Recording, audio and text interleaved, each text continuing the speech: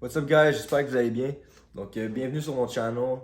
Donc il va y avoir deux types de vidéos sur ce channel-là. Il va y avoir des vidéos comme celui-ci où je vais analyser le market chaque dimanche. Donc ça va être une vidéo hebdomadaire. Donc chaque dimanche soir, je vais sortir une vidéo comme celui-ci où je vais présenter quelques belles opportunités de la semaine à venir. Et donc ce sont des paires ou des commodités, des cryptocurrencies, peu importe, des paires que je garde toujours à l'œil durant la semaine. Et donc, si vous voulez utiliser ce type de vidéo-là comme une confluence supplémentaire à vos analyses, tant mieux pour vous, ça va vous aider. Vous allez voir qu'il y a de belles opportunités à venir cette semaine. Et puis, l'autre type de vidéo sur mon channel, ça va être des vidéos à titre éducatif.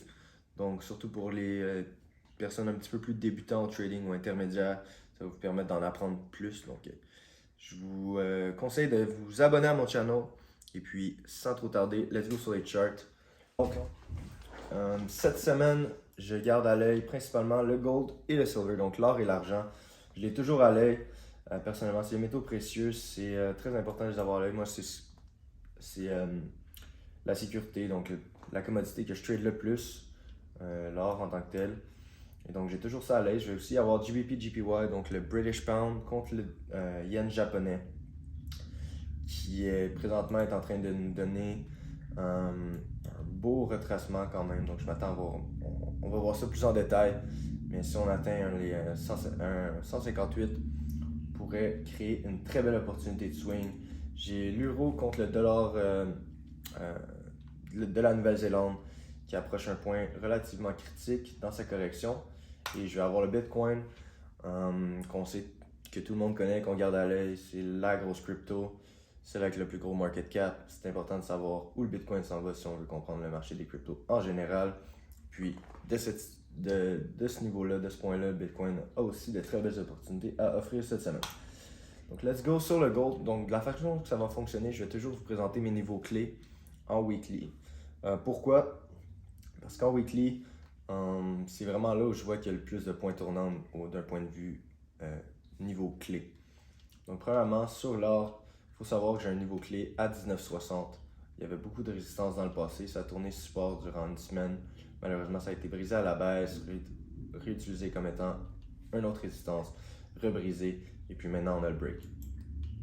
J'ai le niveau clé du 19,15 qui joue aussi un rôle très important avec le dernier high du mois de juin en 2021. Et j'ai un autre niveau clé à 18,75 qui a été testé à la perfection cette semaine, reject vers le haut. Puis j'ai un autre niveau clé à garder à l'œil qui est dans les 18,35 qui coïncide aussi avec le FIB 61 si je ne me trompe pas. Donc on va aller en daily. Et donc exactement comme je vous disais, le point 50 est sur le 18,75 et le 61 est à 18,30. Donc les points à savoir et surtout les zones à garder à l'œil cette semaine, ça va être vraiment cette première zone-là qui est identifiée dans les 19-20. Donc premièrement, ce qu'il faut savoir, c'est que l'or et l'argent sont très corrélés. Donc du point de vue silver, vous allez voir, c'est pas très bullish présentement. Je m'attends à avoir une correction encore un petit peu plus profonde. Au niveau de l'or, j'aime ce que je vois. On a eu un beau hammer, donc un marteau bullish qui indique souvent un changement de trend. Par contre, il faut savoir qu'il y a une grosse réjection quand on a retourné tester le niveau des 19,15 comme je vous disais. Et donc, on pourrait avoir aussi au niveau de l'or une correction un petit peu plus profonde vers les 18,50 ou même les 18,30. Donc, gardez ça à l'œil. Personnellement, c'était un bel achat. Moi, j'en ai profité cette semaine ici. On a eu une belle run. Donc, l'or, présentement, ce qu'il faut garder à l'œil, prenez le temps de voir ce que lundi et mardi va nous donner comme trend. Donc, je pourrais même aller en 4 heures vous démontrer un peu ce qui se passe présentement. J'ai une petite trendline qui semble être retest avec un potentiel reverse and shoulders. Donc, on a vraiment un potentiel vers le upside. Je vais garder ça à l'œil, comme je vous dis. C'est une zone un petit peu plus tricky maintenant à trader. Si vous voulez prendre des day trading entre 19,15 et 18,90, c'est c'est une belle zone. On pourrait voir de la consolidation un peu ici. Par contre, si la trendline est rebrisée à la baisse, attendez-vous à voir du downside au niveau de l'or. moi, j'ai encore des positions à 18,80. Personnellement, ces positions-là, ils ont des stop-loss break-even. Donc, si l'or descend à 18,80 de nouveau, je vais me faire sortir du trade puis on va voir ce qui va se passer.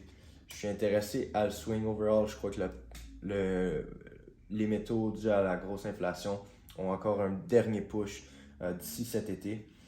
Donc, on va voir ça ensemble. Donc, gardez en tête 19,15 si c'est breach. Donc, si la zone est brisée vers le haut, on peut s'attendre à un nouveau uptrend s'installer. Et puis, sinon, si on brise la trendline vers le bas, gardez en tête que 18,60 et 18,40 sont des points clés. Donc, pourquoi je vous dis de garder toujours l'argent au même moment à l'œil? Je vous explique ça brièvement. On va en weekly.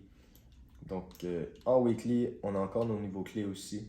Malheureusement, ce niveau clé-là de 23,3 a été brisé significativement. Donc, je m'attendrais à avoir un retest du 22 avec un niveau psychologique. Sinon, on pourrait aller retester ce niveau clé aussi qui pourrait s'ajuster avec la 200 en weekly. Donc, ça pourrait être une confluence supplémentaire. Donc, gardez à l'œil que le 22 devrait tenir. Mais si on voit l'argent chuter à un niveau plus agressif que l'or, je veux m'assurer que l'or soit dans une des zones avant de prendre un trade sur l'argent. Donc l'argent, je l'utilise beaucoup plus comme étant une confluence supplémentaire sur mes trades de l'or. Personnellement, je trade beaucoup plus sur l'or. Et donc, le market cap est plus gros, c'est un petit peu moins manipulé aussi au niveau institutionnel. Et donc, personnellement, je suis vraiment intéressé à voir l'or s'installer dans les 18,30. Si on réussit à se rendre à 18,30, croyez-moi qu'avec la trendline en week, le point 61, la zone, le niveau clé, ce spot-là, ça va être vraiment un spot très intéressant pour la semaine à venir. Donc, si jamais on s'y installe, je vais prendre des positions longues pour essayer de garder le trend à la hausse. Donc, c'est au niveau des métaux. Donc, comme je vous expliquais, gardez-vous en tête que cette zone-là, entre le 19,15 et le 18,90, est une zone un peu picky. Donc, je vais voir ce qui va se passer au courant de la semaine. Si on est capable de breacher vers le haut, on a une confirmation de uptrend. Si on breach vers le bas à nouveau, gardez la zone du 18,50, 18,40 en tête. Au niveau du pound contre le Japanese yen, la semaine passée, on nous a offert un très très beau buy setup sur le point 50. Donc j'en ai profité aussi. J'ai encore un short depuis cette zone-là qui est installée. Je vais garder mon short tant et aussi longtemps que cette zone tient. Pourquoi? Parce qu'on a aussi un petit peu moins évidente, on a aussi un Head and Shoulders qui est potentiellement en train de se créer. Alors si cette zone-là tient vers le bas, on pourrait quand même aller voir les points 61 être retest. Donc pour l'instant, c'est juste du fib purement technique. Donc j'ai deux opportunités aussi sur le GBP, GPY. Si on voit un break and retest, ça pourrait vraiment être un beau buy. Et de l'autre côté, si jamais on a un break de cette trendline-là, peu importe comment ça break retest ou ça break solide, gardez en tête que le 1.157.7, 50, 158 avec le niveau psychologique est un niveau très important. Donc ça serait une très belle opportunité d'achat aussi. Pour ce qui est d'un short, vous pourrez shorter ici, mais par contre c'est un petit peu plus, comment dire, le trend niveau hebdomadaire est vraiment bullish. On n'a plus grand chose au niveau clé avant les 180, 190 même. Donc il y a encore pas mal d'espace pour une hausse potentielle. Alors je suis plus intéressé à l'achat. Donc ça dépend vraiment de votre style. Si vous êtes des swing traders, gardez en tête, soyez pas déconcentrés dans le marché. Concentrez-vous à essayer de seulement prendre une position d'un des deux côtés. Si vous day tradez, c'est sûr que c'est différent à ce niveau-là. Vous pouvez shorter. Par contre, moi de mon côté, j'aime beaucoup mieux tenir mes trades une semaine ou deux, puis profiter d'un bon mouvement, plus petit risque. Donc ça dépend vraiment de votre style. Tout dépend de quelle façon vous tradez. Donc ici, j'ai vraiment un beau trade aussi au niveau de Euro NZD. Pardonnez-moi. Au niveau de Euro NZD, on voit vraiment le trend s'installer. Donc on est sur un downtrend. Et puis là, on a une belle petite correction. Donc j'attends les niveaux 165 depuis très longtemps. J'avais attendu, si je me souviens bien, je visais cette trendline-là avec un retest. Donc j'aurais aimé ça, voir cette zone-là être retestée plus vite. Malheureusement, ça a continué à consolider vers la baisse. Et donc j'ai plus la confluence supplémentaire de la trendline. Par contre, il faut savoir que le 38 a été testé maintenant, 1, 2, et maintenant il semble être brisé. Donc je crois que le 38 a fait son travail, maintenant sur 50 à faire le sien. Donc le prochain niveau clé à la baisse, ce serait le 50. Donc ici, je vais m'installer avec une position courte, donc un short. Dans les points psychologiques, au niveau psychologique, 1.65. Il faut savoir aussi encore là, comme je vous dis, en weekly, là on est vraiment sur un niveau clé. Donc qui agit de support, pardonnez-moi, qui agit de support à plusieurs reprises durant cette baisse. Et donc je m'attends à avoir un clean retest pour un mouvement plus significatif à la baisse. Maintenant, au niveau du Bitcoin, on est aussi dans une situation où on est en deux gros key levels en weekly.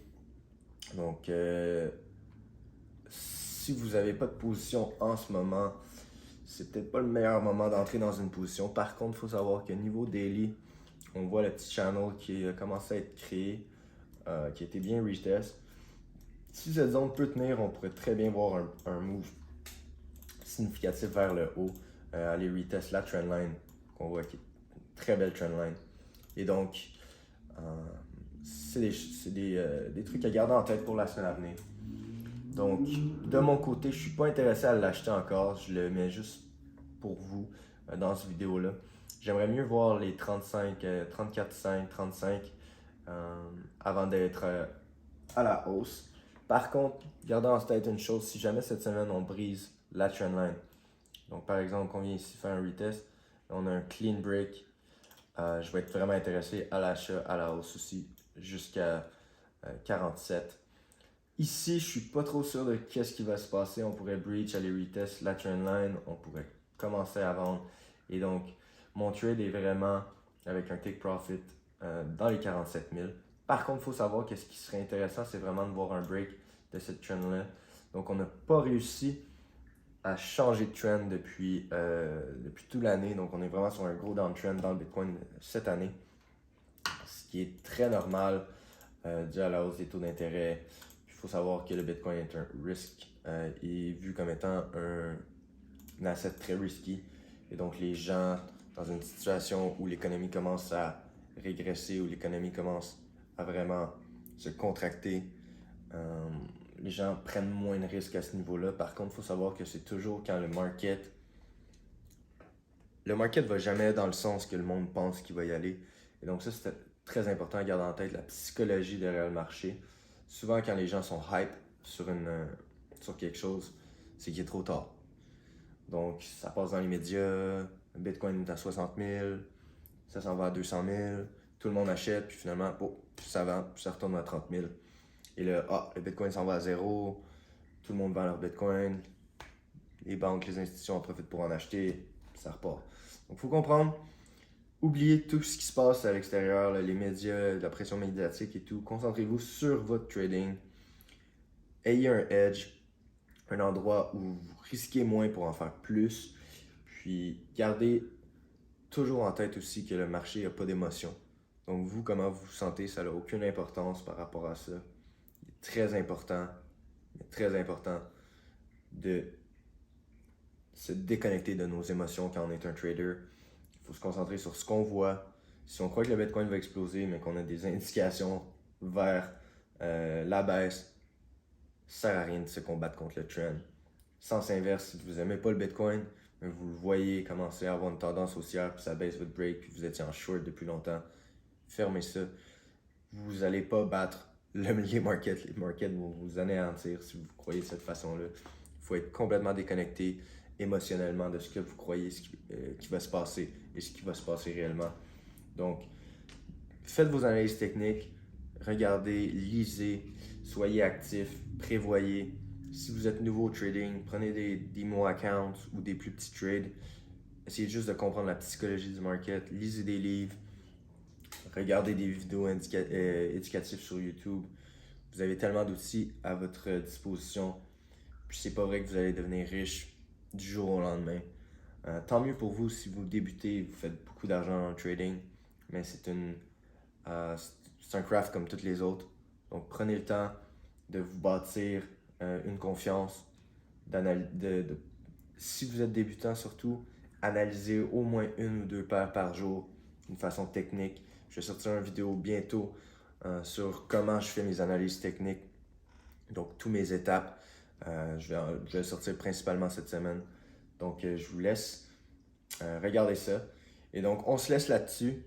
Donc cette semaine, comme je vous dis, les niveaux clés à garder en tête. Au niveau de l'or, 19-20 résistance. Donc si on brise 19-20, voyez la hausse au prochain niveau qui est 19-60 potentiel. Même chose à la baisse si on retourne sous le Fibo. Donc si le Fibo ne tient plus le 18-75, je m'attendrai à voir les 18-30 venir. L'argent, je suis pas intéressé avant le 22 à prendre un trade, peu importe s'il brise ou pas. Ça va être une confluence supplémentaire sur l'or. GBP, JPY, on pourrait voir un potentiel double bottom à la fin de la semaine ici. Si ça rejoint la trendline de ce channel-là, je serais intéressé sur un double bottom à 1.60 potentiellement, mais beaucoup plus risky comme trade. Sinon, 1.58, 158, pardonnez-moi. Et au niveau de Euro NZD, comme je vous l'ai dit, 1.65, c'est mon niveau à garder en tête. Si j'ai un retest à la baisse ici, je ne suis pas trop intéressé à l'achat au niveau d'Euro NZD. Par contre, il faut savoir que l'euro a pris de la force dû à la dernière rencontre de la ECB. Donc, on peut garder ça en tête. Et au niveau Bitcoin, comme je vous ai dit, les 35 000, 34 500, c'est mon niveau où je vais acheter. Et au niveau de la hausse, je ne suis pas intéressé à shorter Bitcoin, malheureusement. Tout de suite, peut-être, on va voir ce qui va s'installer au 47 162.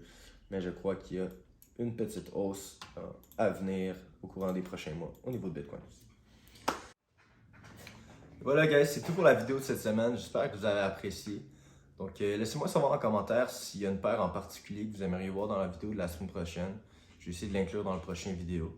Et puis n'oubliez pas de vous abonner à ma chaîne. Cette semaine, je vais sortir le premier vidéo à titre éducatif où je vais montrer comment je fais mes analyses techniques de A à Z. Et donc on se revoit bientôt. Bonne semaine à tous. Bon trading.